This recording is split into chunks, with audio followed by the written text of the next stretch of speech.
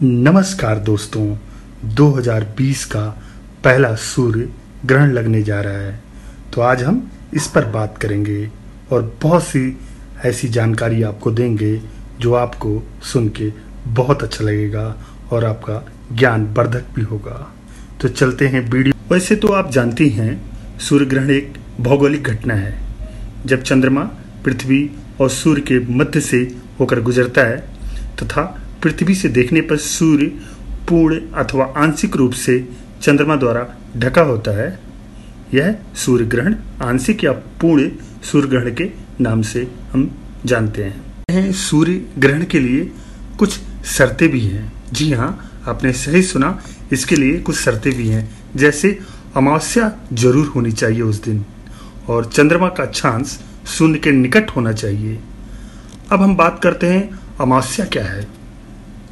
Hindu calendar के अनुसार नए चंद्रमा के दिन को अमावस्या कहते हैं।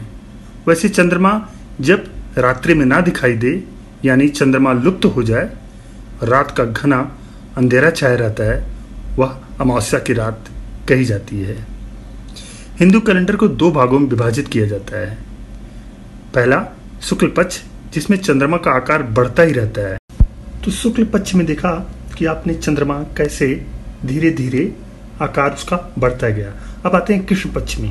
कृष्ण पक्ष में चंद्रमा धीरे धीरे घटकर बिल्कुल विलुप्त हो जाता है, लुप्त हो जाता है। वह रात अमावस्या तिथि के नाम से जानी जाती है, यानी अमावस्या की रात है।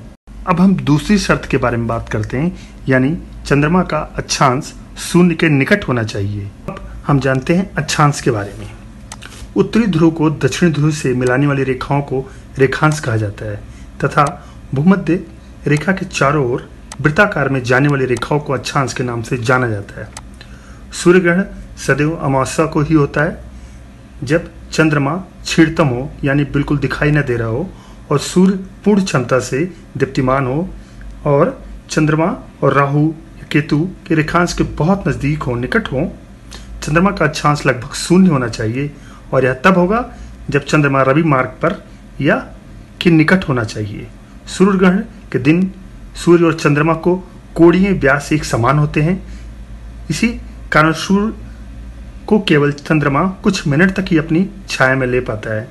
सूर्य ग्रहण के समान जो क्षेत्र ढक जाता है उसे हम सूर्य ग्रहण या आंशिक सूर्य ग्रहण के नाम से जानते हैं। चंद्र ग्रहण का महत्व वैज्ञानिकों के लिए कोई अवसर ना हो, लेकिन सूर्य ग्रहण उनके लिए एक ऐसी भौगोलिक घटना है जिसके लिए बहुत समय से इंतजार करते रहते हैं। उसका कारण है ब्रह्मांड में अनेकों विलक्षण और अद्भुत घटनाएं घटित होती हैं, जिससे कि वैज्ञानिकों को नए नए तथ्यों पर कार्य करने का अवसर मिलता है।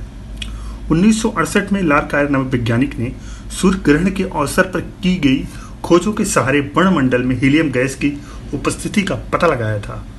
आइंस्टीन का प्रतिपादन भी सूर्य ग्रहण के अवसर पर सही सिद्ध हो सका, जिससे उन्हें अन्य पिंडों के गुरुत्वाकर्षण के प्रकाश के पड़ने की बात कही थी। चंद्र ग्रहण तो अपने संपूर्ण तत्कालीन प्रकाश क्षेत्र में देखा जा सकता है, मतलब पृथ्वी से जितनी दूर से चंद्रमा दिख रहा है चंद्र ग्रहण दिखेगा। लेकिन सूर्य अधिकतम 10,000 किलोमीटर लंबे और 250 किलोमीटर चौड़े क्षेत्र में देखा जा सकता है।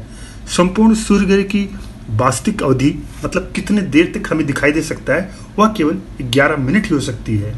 अब हम सूर्य के जो भारतीय वैदिक काल हैं उनके बारे में बात करते हैं। संसार के समस्त पदार्थों की संरचना सूर्य के किरणों के माध्यम से संभव है। यदि सही प्रकार से सूर्य और उसकी किरणों के प्रभावों को समझ लिया जाए तो पूरे धरती पर आश्चर्यजनक परिणाम लाए जा सकते हैं। आपको जानकर आश्चर्य होगा, वैदिक काल से पूर्व भी खगोलीय संरचना पर आधारित कैलेंडर बनाने की आवश्यकता अनुभव की गई। सूर्य ग्रहण, चंद्र ग्रहण तथा उनकी पुनरावृत्ति की पूर्व सूचना ईसा से 4000 पूर्व भी उपलब्ध थी। ऋग्वेद के अनुसार अत्रि मुनि के परिवार के पास यह ज्ञान उपलब्ध था। वेदांग ज्योतिष का महत्व हमारे वैदिक पूर्वजों के इस महान ज्ञान को हमारे सामने प्रतिबिंबित करता है। ग्रह नक्षत्रों की दुनिया या घटना भारतीय मनुष्यों के अत्यंत प्राचीन काल से ही ज्ञात रही है। चिर प्राचीन काल में महिषियों ने गणना कर दी थी।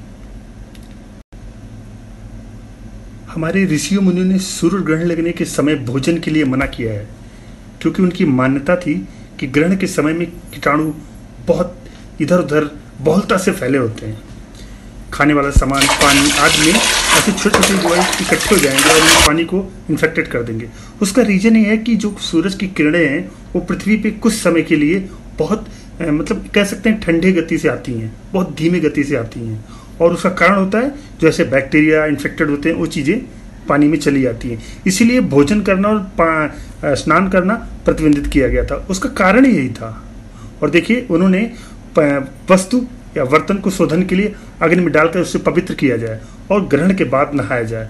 तो इसमें एक उनकी देखिए वैज्ञानिक सोच थी जिससे लोग सूर्य ग्रहण से बचे रहे। तो अब हम बात करते हैं भारत में सूर्य ग्रहण कहाँ कहाँ दिखेगा और कितना कितना दिखेगा। भारत में उत्तरी राज्यों राजस्थान, हरियाणा और उत्तराखंड में सूर्य ग्रहण का नज़ारा देखने को मिलेगा।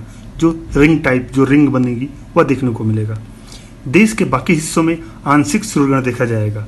सूर्य ग्रहण का समय, ग्रहण की शुरुआत 21 जून की सुबह 10:20 से होगी और इसकी समाप्ति दोपहर 1:49 पर होगी।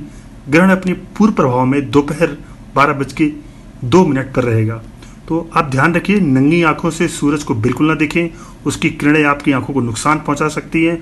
और ज़्यादा से ज़्यादा सूरज को अगर आपको तरफ देखना ही है तो अल्ट्रावायलेट जो रेस के चश्मे आते हैं उन चश्मों का उपयोग करें।